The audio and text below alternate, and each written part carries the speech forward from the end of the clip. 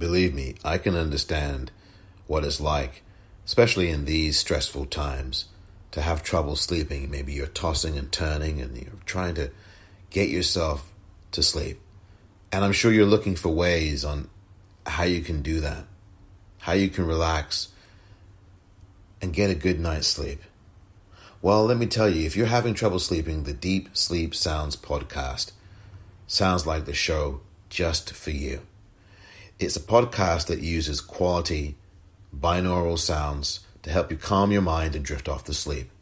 Whether it's rainstorms, calming birds, wind chimes, soothing music that you can sleep to, calming white noise, this podcast, the Deep Sleep Sounds podcast, aspires to help you sleep and relax and unwind.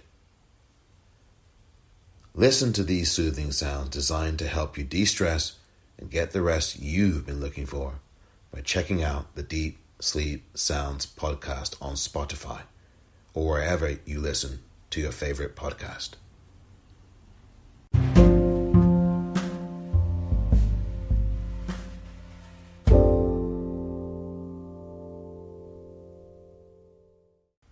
Welcome to The Politicrat.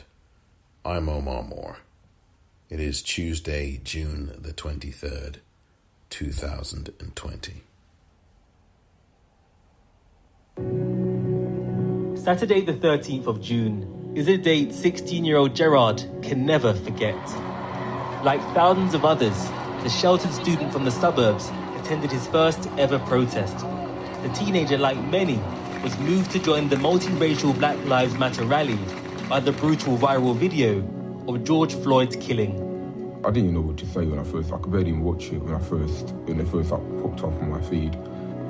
But on this Saturday, the Black Lives Matter organisers cancelled the protest out of fear of violence following the counter-protest planned by hard right groups. Gerard did not get the message in time. On Saturday, he found himself in between BLM supporters, the police, and the far right.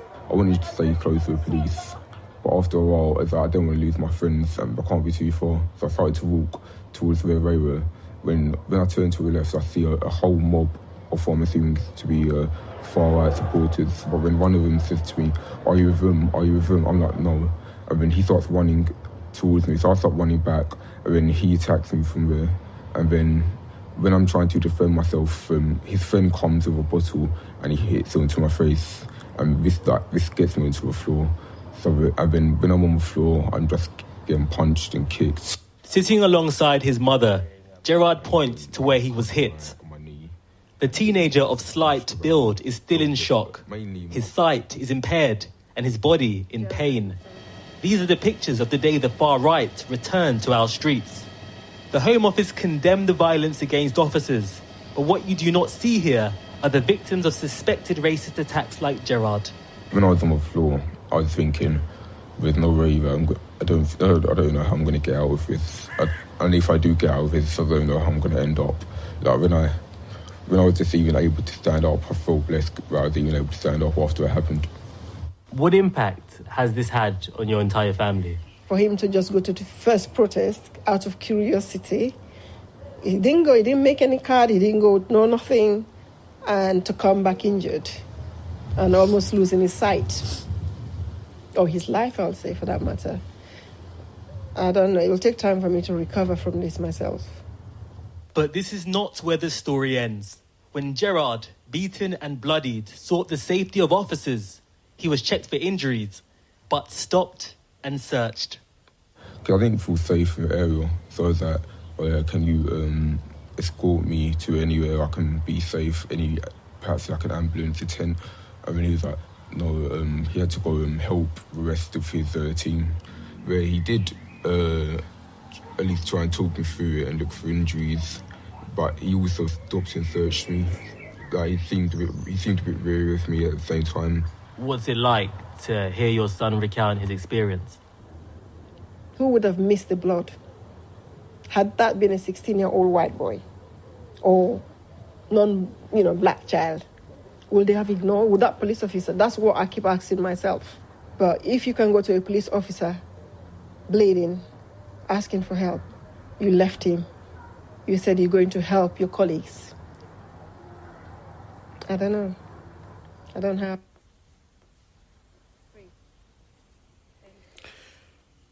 That was an excerpt from an 11-minute report from Channel 4 in the UK, Channel 4 News. I urge you to watch that full video. Some great reporting there from Simeon Brown, Steffi Dabbs, and Conrad Suckling, with James Bridge editing the report. It's called Teenage Victim of Racist Attack at London Black Lives Matter Protest. And what you heard some of was the young black teenager who was beaten up by a racist mob. This isn't far right. This is racist. And it's time to stop euphemizing these racist people, these white racists, as a far right group. Stop defining them by their supposed ideology or where they stand along the political spectrum, and begin instead to talk about them as the racists that they are. There needs to be no euphemistic descriptors for violent people. They are violent and they are racist, and that's exactly what they were on June the 13th of this year, 2020, in London, where these racists supposedly came to protect statues, but what they really came for was to be violent. And they looked for any excuse to get violence in the air and to inflict violence. And to do it also cowardly, beating up on a 16-year-old girl at one point. And beating up on this teenager.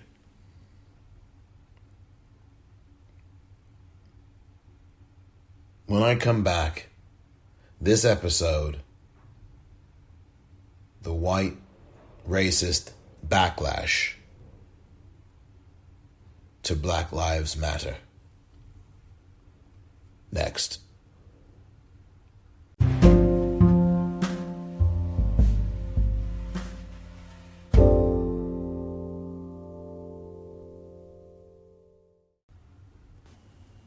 Welcome back. I'm going to play a series of audio clips, and I just think that it's important to hear these, listen to them. And I will be talking about some of the things that you hear. So for the next few minutes, please open your ears, your heart, and your mind.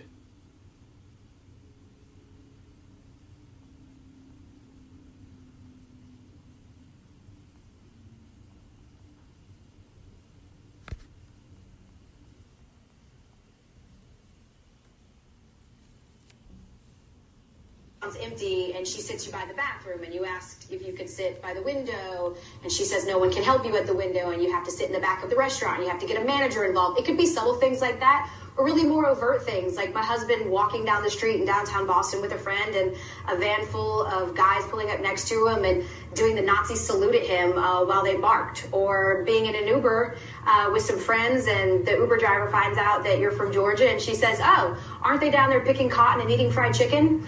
Or, which absolutely happened. Or you walk into a restaurant, and what happened to my husband when he was there to pick up takeout, and two men stood in front of the door and tried to intimidate him and tell him you're in the wrong place, you know, and he had to sort of move them out of the way just to go pick up our food. Or it would be, you know, sort of these, you know what a microaggression is, someone walking up to you and being like, are you from Dorchester? Which of course is a predominantly black area of Boston. So I understand that not all of our encounters were racist, but like I said, the frequency of which they were happening in the first 6 or 7 months that we lived there really put us in a place where we were always on guard. Like, we were always prepared when we walked out of the house. Like, what are we going to deal with today? And in the best case scenario, it would be absolutely nothing, and we'd have a great time. And in the worst case scenario, it would be an encounter like I just described. So it was for the betterment of my family to choose to leave. I knew I could regroup back in Atlanta. We were moving back to Atlanta, and thankfully, it didn't come to that because as we were moving my stuff back to Atlanta,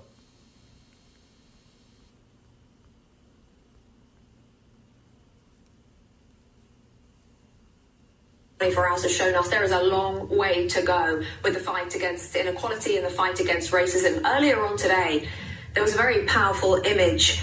This was the NASCAR drivers and the pit crew members walking alongside Bubba Wallace and escorting his car to the front in a show of support at the Talladega Superspeedway just a day after a noose was found in Wallace's garage stall at the track. Bubba Wallace there hugging his fellow drivers is the only black driver in NASCAR's top circuit. The fight against systemic racism continues in sport and it continues in the world, and it's a topic we continue to discuss.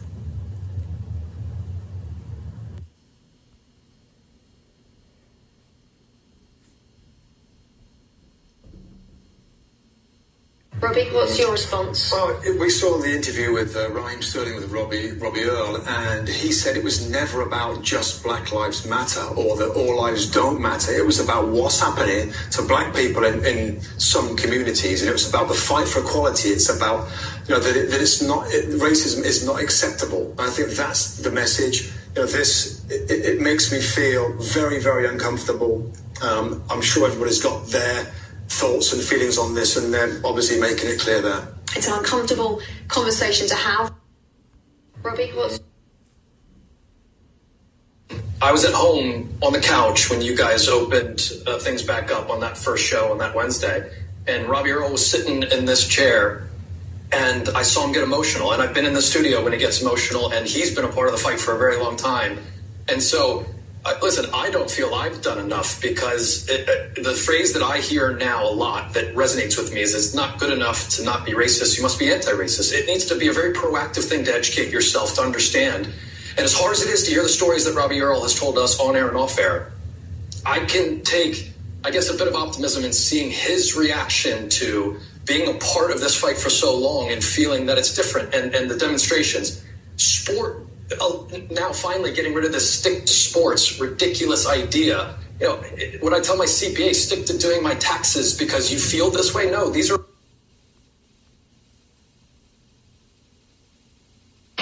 Ben, just how tough a night was that? Yeah, it was a tough night. I mean, we can talk about football, but it's something I want to speak about first. That the aeroplane that went out before at the beginning of the game. I'm ashamed. I'm embarrassed that a small number of our fans that have decided to put that around the stadium. Completely missed the point. A group of lads in there are embarrassed to see that, and it's not what we're about at all. Missed the point of the whole thing that we're trying to achieve, trying to do. I think these people that need to come into the 21st century and educate themselves, and as a lot of us do, and like I say, completely missed the point of the whole thing that we're trying to achieve, and it does not represent what we're about, what the club's about, what the players are about, and what the majority of the fans are about, for sure. It's a small minority of people, and I'm really upset that happened. When did you become aware of it then? Did you see it while you were playing, or have you just been informed now? Literally as we were coming out, we heard some whispers that it was going to happen. The club tried to stop it, but I've heard it's a small number of people that have arranged this, and I hope it doesn't happen again. Like I say, I'm ashamed, upset that it's associated with our club, my club, and it's not something we want to see at all in this game.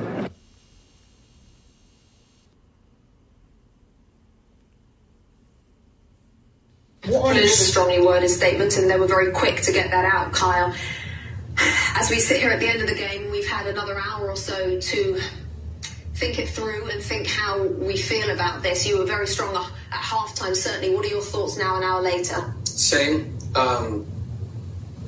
Disgusting and ignorant to choose to demonstrate an opinion like that. And I'm just trying to understand. what would fuel that other than hate in a moment that you're trying to discredit or disrupt a very positive and important movement at a time we've never seen it so global and never seen so much unity and spirit behind it.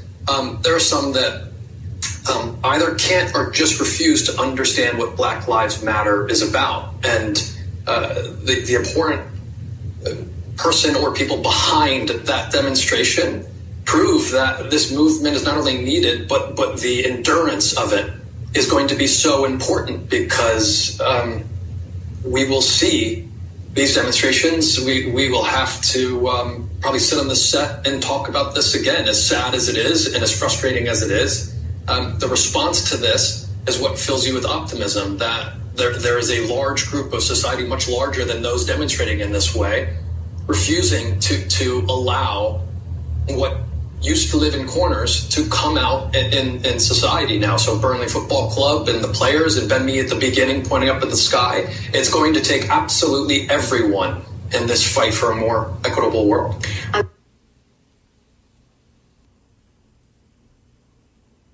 We have to take time on our show to continue the conversation. Listen, everybody's come together throughout the world with recent events that we've all witnessed. There's been a huge worldwide reaction to that, and they're coming together with protests all over the world, it seems. And this won't stop the movement. This, as Carl said, it shows you why there is a movement. We've seen so many incidents in England, Spain, in Italy, here in the United States. Something needs to change. Something needs to be done. And, you know, the size of the feeling right now, and just the players being upset. Lee Dixon talked about it in commentary. He said, I don't know what's going on, but a lot of those Burnley players are around the referee. Well, that's what we're pretty sure what that was about. And just sort of like expressing that, you know, that's not good. And I did like the statement from Burnley Football Club. Quick on that, very strong, very powerful. We've had too many of these, Rebecca. We're going to continue to have them.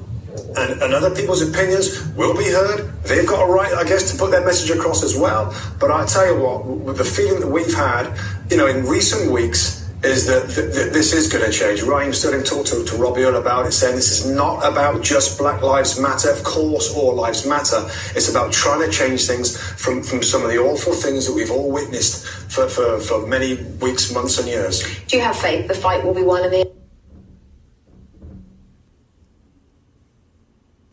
Sure, Anderson. This is the first time that I've talked about this because, you know, it just hasn't seemed like something I wanted to talk about before, but important to. Every time I write a paper or am on your town hall or otherwise I'm speaking about coronavirus and giving advice on reducing risk for people and their families, I get messages calling me a bat eater, telling me to go back to my own country, saying that I should admit that it's, quote unquote, my people who are causing this virus. And I have friends and colleagues who are Asian American doctors and nurses who patients are spitting on them and refusing to be treated by them because they are the ones who are carrying this virus. Now, all of us as health professionals, we do our jobs. We move on, we do our best, we internalize this, and we don't let this bother us as much as we can. But I think the fact is that this doesn't have to be this way. We see leaders in other countries, our own state and local leaders, many of them step up and speak out. Sure. Now, that's a lot of video that I've just played you. Probably about 4 minutes or so of video, maybe a bit longer. But I wanted to play those uninterrupted because it is just important. That was from literally, most of those were from Monday, yesterday. Most of those clips, except maybe one of them, the first one, which was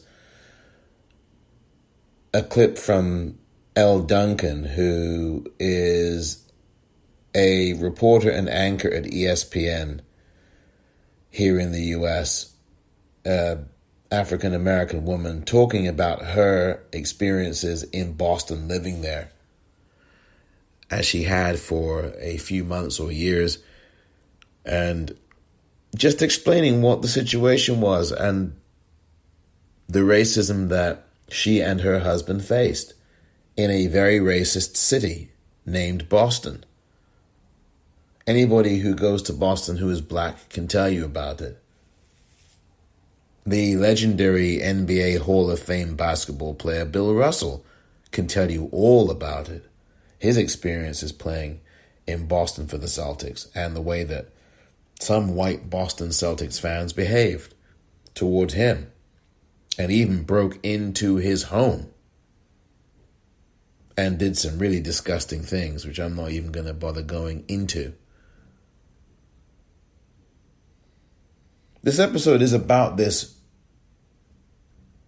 racist white backlash that we are seeing in this country, the United States, and obviously in other countries too, particularly in the UK, where on Monday there was a banner being flown over the Etihad Stadium in Manchester just before the start of a Premier League football match in England between Manchester City and Burnley. Those two teams were doing one of their restart games. It was Burnley's first game of the restart after 3 months away because, of course, of coronavirus pandemic, which is still, of course, raging forward and going on. So the customary thing in the Premier League has been for every player to take a knee in solidarity with the Black Lives Matter movement. So in all the games thus far, since the beginning of the restart, which was this past Wednesday, every player has gone down on one knee just prior to kickoff to show that solidarity with the Black Lives Matter movement. Well, in this game between Manchester City and Burnley on Monday night, all the players went down on one knee, and then a few minutes or so, maybe a minute or two after they had done that, there was a loud buzzing sound, and some of the Burnley players looked up and saw a plane, small twin-engine plane, flying above the stadium in Manchester, Etihad Stadium. That's the home of Manchester City, the current Premier League champions. And notice that the plane had a banner attached to it, which read, "White Lives Matter Burnley." And that was something that the captain of the Burnley Football Club, Ben Mee, went up to the referee and pointed out to him and pointed up into the sky at this racist banner. The game would play and Manchester City would thump Burnley 5-0. But the talk and the conversation were not, of course, about the 5-0 defeat, the whipping that Burnley got, and Burnley were very understaffed. But it was about, of course, the racist banner that had flown in that stadium or above the stadium. And that was what was the source of a few of the clips that I played, the studio conversation that you heard between two people from England, one from America.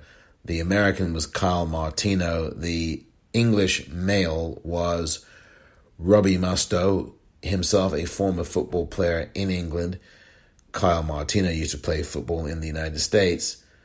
And the other voice you heard was the female voice from England of Rebecca Lowe, a TV host and reporter in sports and the host of Premier League Live in the US of A on NBCSN.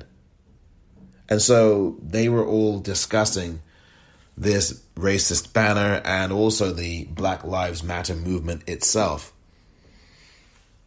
And I think it was refreshing to hear the conversation that three white people on the set were having, and having it without having a black person amongst the panelists.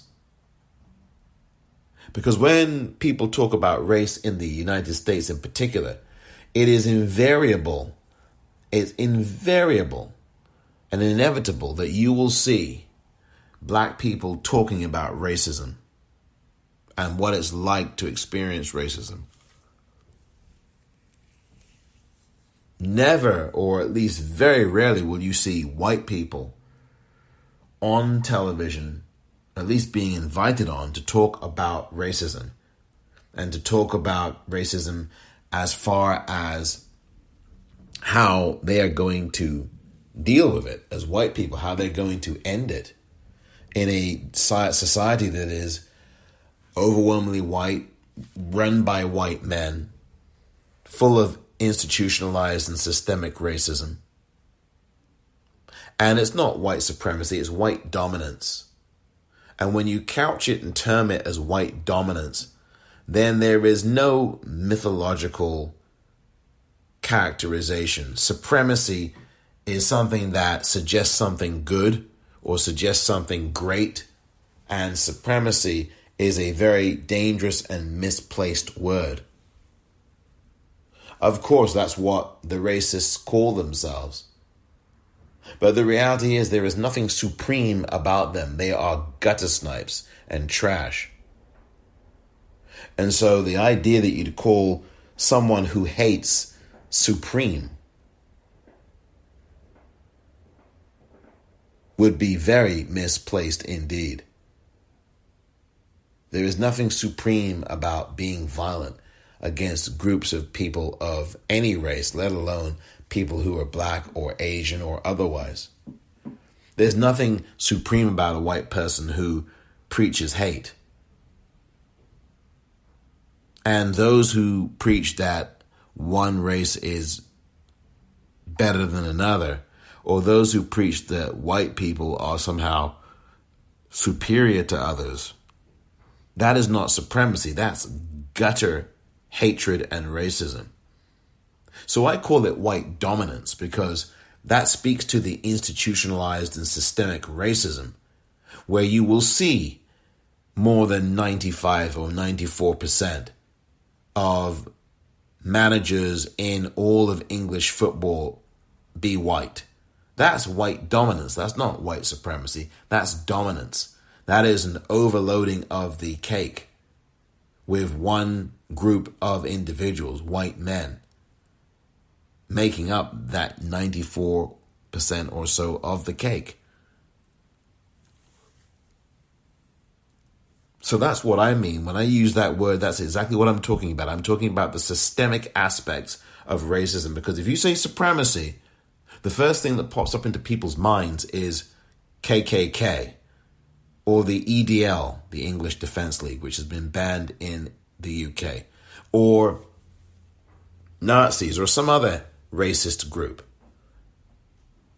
I mean, that's what people usually think of when they think white supremacy. They're thinking of someone wearing a hood, some skinhead, something like that, some Nazi. This is about white dominance and the ubiquity of whiteness and a system of whiteness, which is systemic, that you see every day, whether you're white, whether you're black, whether you're Asian, whomever you are. You turn on the television and the vast majority of commercials feature white people, and almost all white people in any given commercial. You turn on the television and you see a given TV program and almost everybody on it is white. Or almost everybody on a series of news programs and news shows on a cable network are white, with maybe one exception. That's white dominance. That's not white supremacy. That's white dominance. Meaning that one group, in this case white people, are dominating numerically in these positions of power. Because the systemic system of whiteness allows for racist and racial discrimination and sidelining of black people. So that's really the proper context in which to talk about this.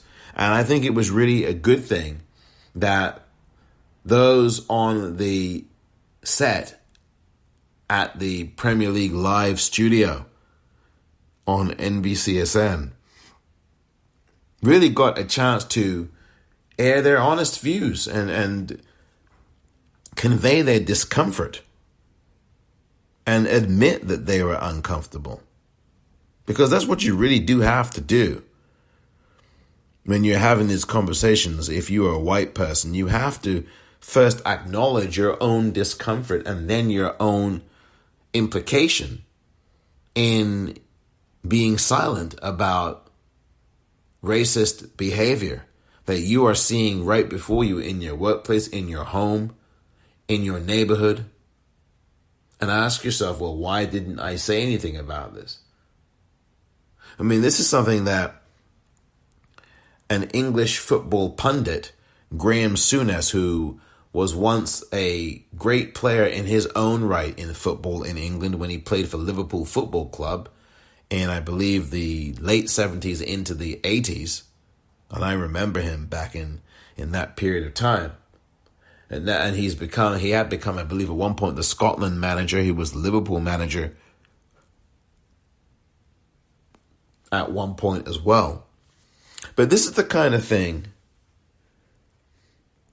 that Graham Souness was talking about on a England football program which analyzed this Manchester City Burnley game on Monday night. This is what Graham Souness had to say about racism.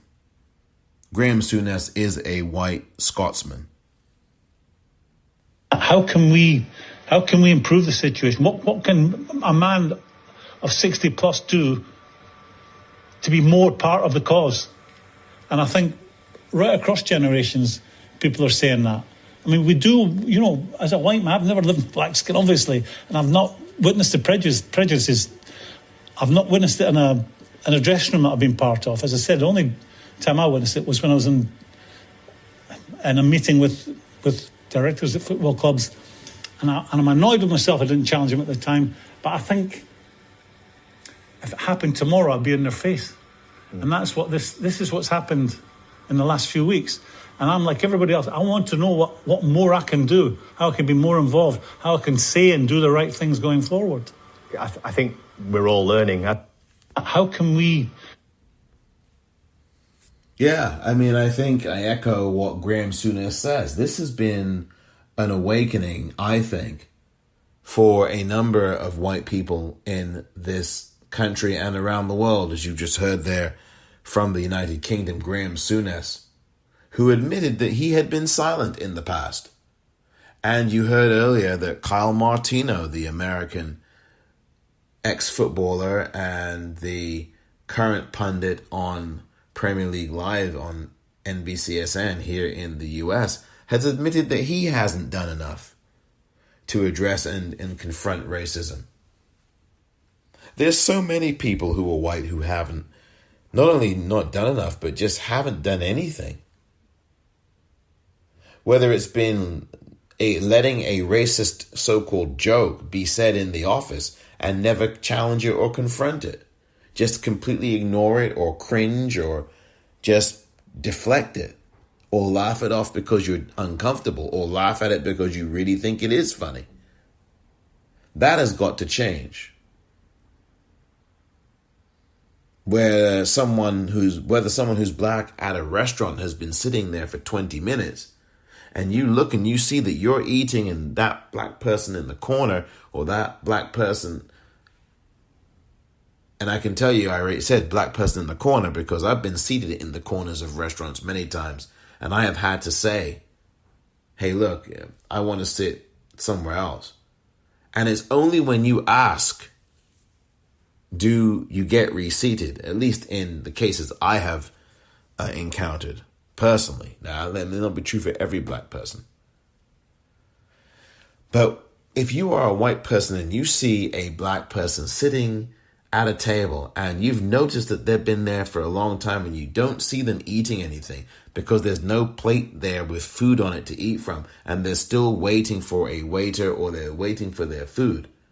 And I've had this situation countless times. What you should do is either go over to that person and ask them how long they've been sitting there for.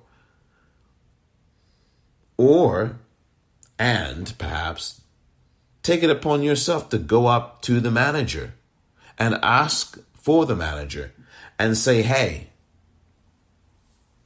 if this person over here doesn't get served, he's been sitting here or she's been sitting here for 25 minutes, for 20 minutes, for 15 minutes, and they've not been served or they've not had their food yet or they are still waiting for someone to come to them. While you, who came in after them, got your food. That's happened to me, by the way. I'll tell you about that in a moment.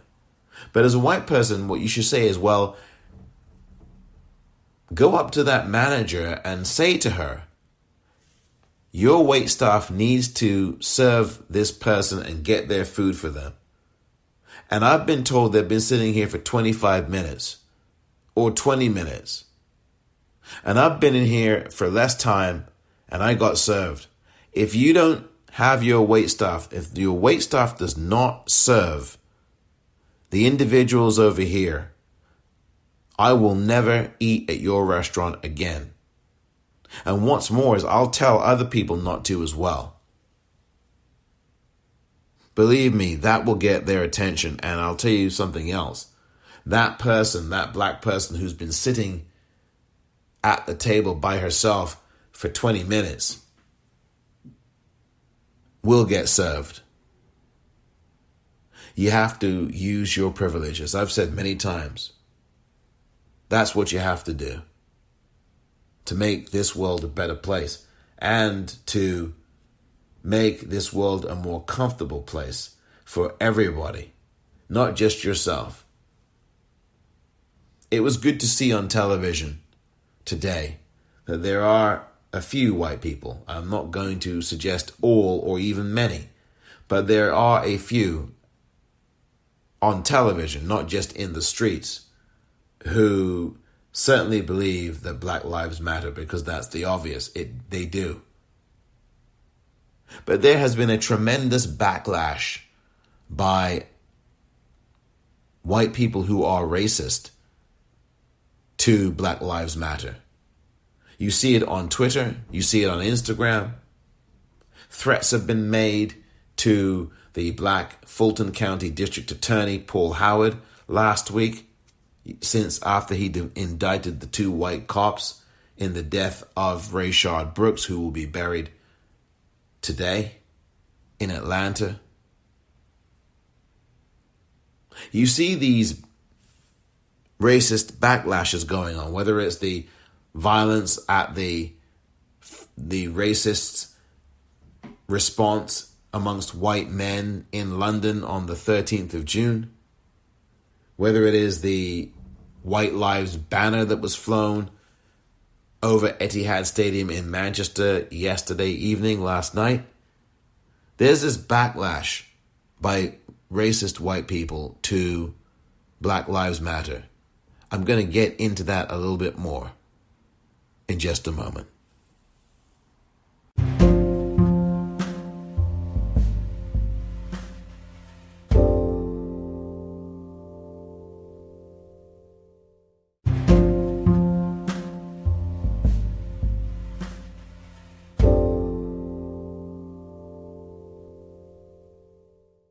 Welcome back. Robbie, what's your response? Well, we saw the interview with Raheem Sterling with Robbie Earl, and he said it was never about just Black Lives Matter or that all lives don't matter. It was about what's happening to black people in some communities, and it was about the fight for equality. It's about, that it's not, racism is not acceptable. And I think that's the message. It makes me feel very, very uncomfortable. I'm sure everybody's got their thoughts and feelings on this, and they're obviously making it clear there. It's uncomfortable. That was Robbie Mustoe once again there from yesterday on Premier League Live with Rebecca Lowe. You heard her voice as well. Robbie Mustoe, again, the former Premier League player for a team called Middlesbrough in England, in the north of England. And he's a pundit on the Premier League Live on NBCSN. Mustoe honestly admitting that as a white person, he was very, very uncomfortable with this whole thing.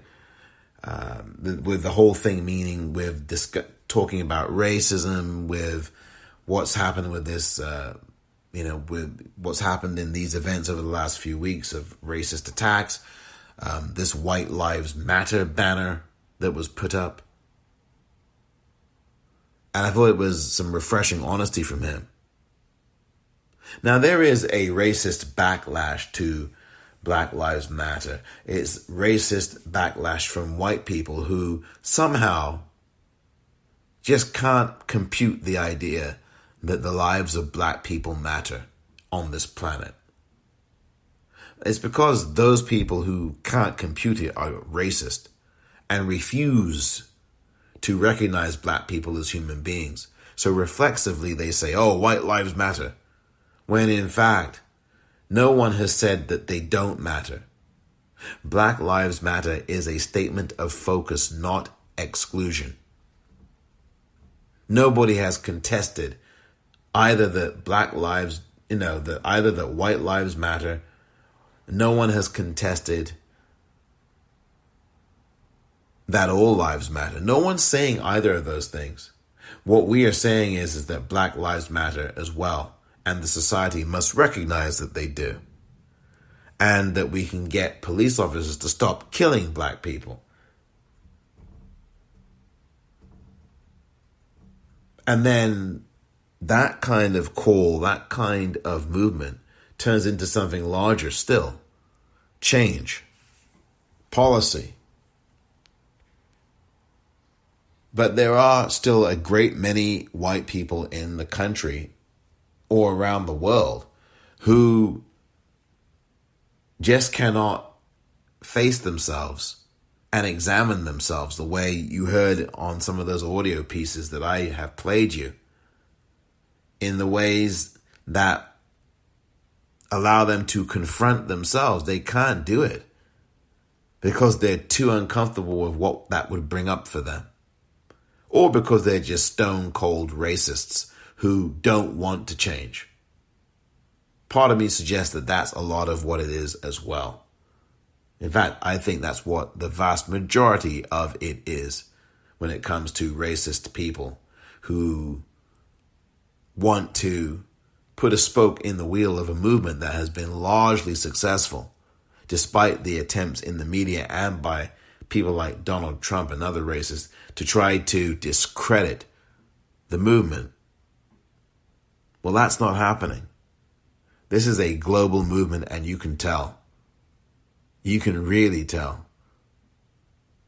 There's always going to be some whitelash. There's always going to be that. Whether it is some racist flying a banner that says White Lives Matter Burnley over a stadium, whether it is Donald Trump saying racist things about a virus, which of course I played the audio of Dr. Lena Wen from Baltimore. You heard her earlier on talking about her experiences as an Asian woman, as a doctor, as a physician who was getting racist hate mail from people after she would go on CNN and participate in the coronavirus town hall meetings that have been recently turned back on to the network. And she would say that every time after she finished speaking as a guest on that town hall, she would open her inbox in her email and see all kinds of vile racist things in there addressed to her directly.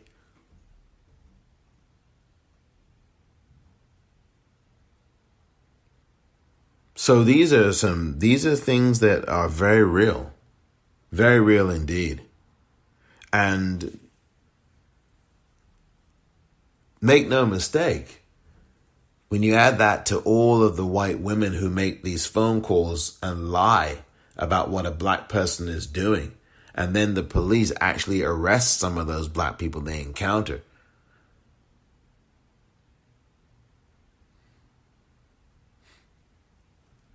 it's just enough to make you shake your head, to say the very least. There is a whitelash going on in America, in some corners of America, to Black Lives Matter. Whether it is racist protesters or rather counter demonstrators who are dressed in camouflage and militia gear under the guise of wanting to protect statues. And you've got people shooting at those who want the statues to come down because they are racist symbols. That is a whitelash going on. Just like it was a whitelash when the Southern governors and state houses were flying the Confederate flag in 1950s, 1960s, and into the 1970s. Because supposedly that flag stood for something like heritage. But it didn't. It stood for hate. It was a direct intimidation message to black people who had been fighting for their freedom and had won it.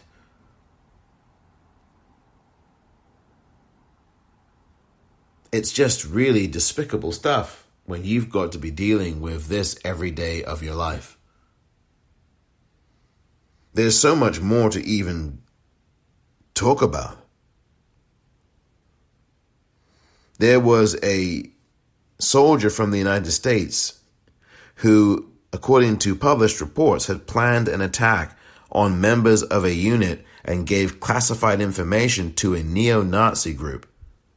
This is according to prosecutors. Pete Williams, Courtney Kube, and Jonathan Dienst wrote the story yesterday. I'm going to read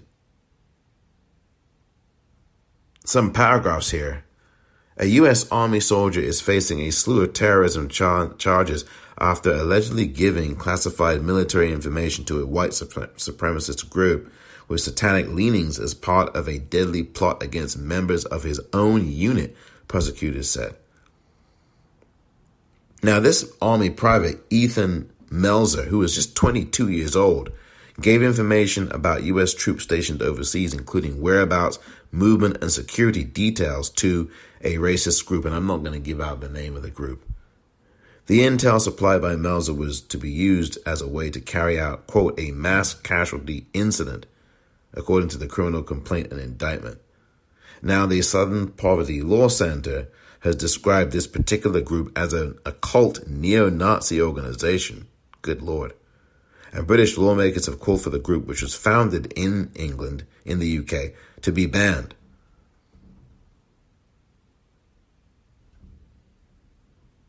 Prosecutors call the group a neo-Nazi and racially motivated violent extremist group. Well, it's not racially motivated, it's racist. Just call them a racist group.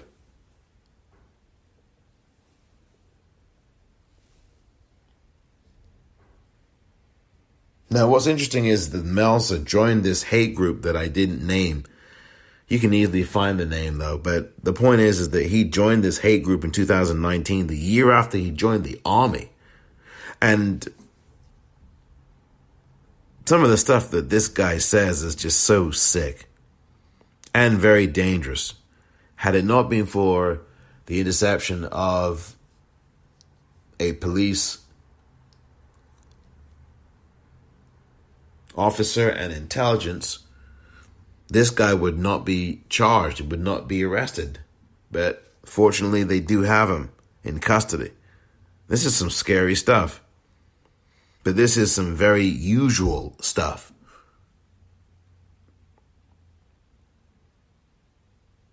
And he actually admitted to doing this after he was arrested. His goal was to, this is what he said, was to kill as many service members as possible.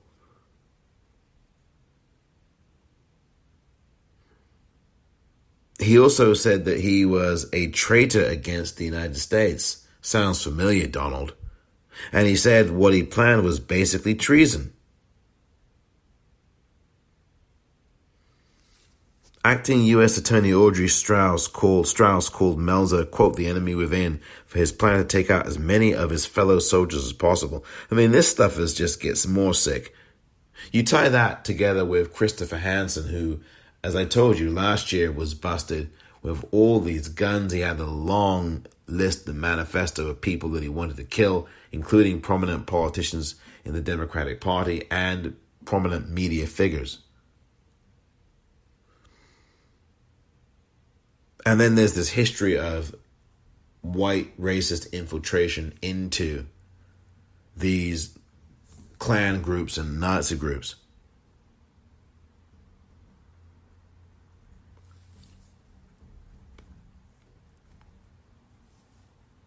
There is this backlash and this hatred, whether it's coming from the White House with Trump, whether it's coming from elsewhere, but it's very toxic and dangerous. And it's about time that we challenged people, specifically challenged white people, to do what you heard in some of those clips. Start to become uncomfortable, and then decide after that you are going to do something about that discomfort that you feel. And then when you think that you have done as much as you can to eradicate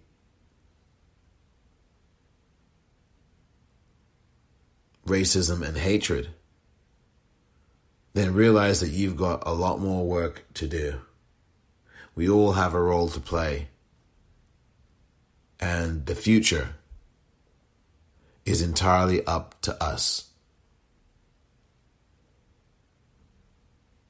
It's election day here in the United States, primaries in Kentucky, which has dramatically shrunk the number of polls being open, guaranteed voter suppression, voter stealing today. New York also has a primary.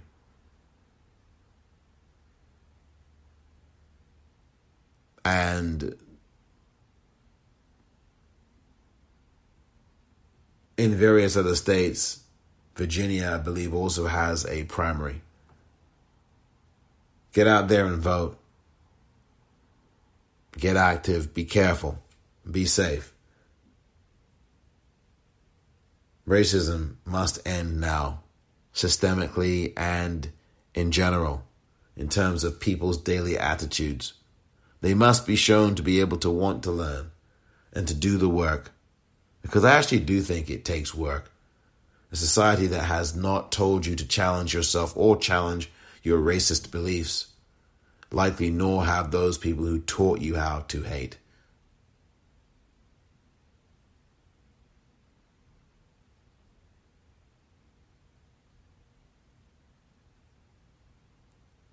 Thank you very much for listening to this episode of The Politicrat. I'm Omar Moore.